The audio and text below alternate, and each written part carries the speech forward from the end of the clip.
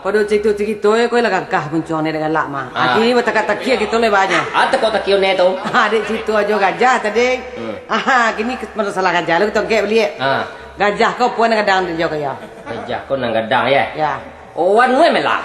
Oh badan Oh dah lang aja badan Tak muah tu aja. Atu kandangnya nang kadang. Alah, tentu kandang ketik lo kandang pada badan tu nak muah deh. Nak muah. Iya. Nak lebih barang kau. Karena ya je. Jadi melah. Baca lo masuk gajah ke dalam kulkas tu ni. Masuk gajah. Ya. Ini buka kulkas masuknya. Wah, iya pada ni ya. Kini baca lo masukan semut ke dalam kulkas. Jadi buka kulkas kau masukkan semut kau ke dalam. Salah ni tu dibuka pintu dulu keluar gajah kau masukkan semut tu. Wih dia. Kini balot cara memasukkan jerapah ke dalam kulkas ni. Kita kanan tadi jo nak. Batu. You buka pintu kau tu masukkan jerapah kau. Oh, semut tadi?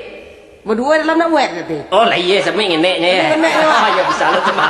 Ayo, semut ngenek perlu dikeluar dah dia. Ayo. Apa tu lagi gajah kau jerapah mana menang dia ni? Atau kau ni jerapah menang. Salah ni tu. Betul. Gajah lah menang, jerapah dalam kulkasnya baru lain. Takut tak kilo bocil ni. Uang bunci tu malah lo ada ni. Ni produksi mah kaya. Bukan makan duang kau ya? Iya makan duang. Oh, kok megang atau pecah kepala nak sebelah. Tu. Anak mungkin dah. Kok menantang sesak ngok aja. Tu. Kok menungkui tentu mati lo anak kau tempi. Kenal ni pikiran tu. Uang bunci tu sama jawab lalu nyari pecah mah tu lalu ala kagua. Habis kita. Kelegen jo.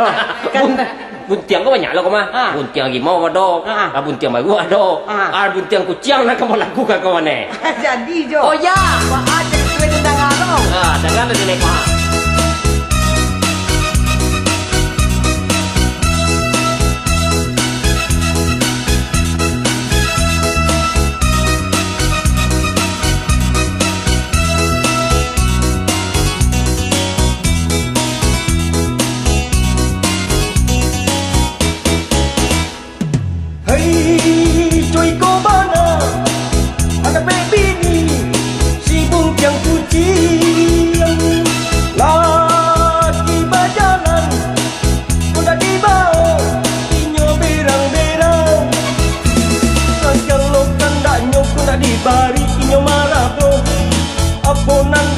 Baikkan kau pakai lakinya Untiang pucang kata orang tua Siapa namanya so pakai lakinya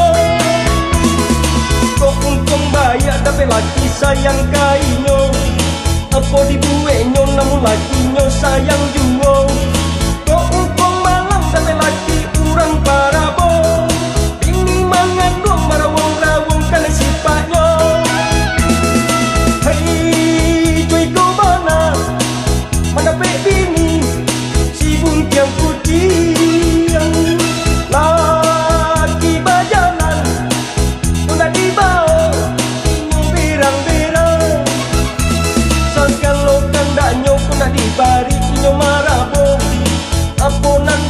baikkan kau pakai lakinya Buntiang pucang kata orang tua Siapa namanya so pakai lakinya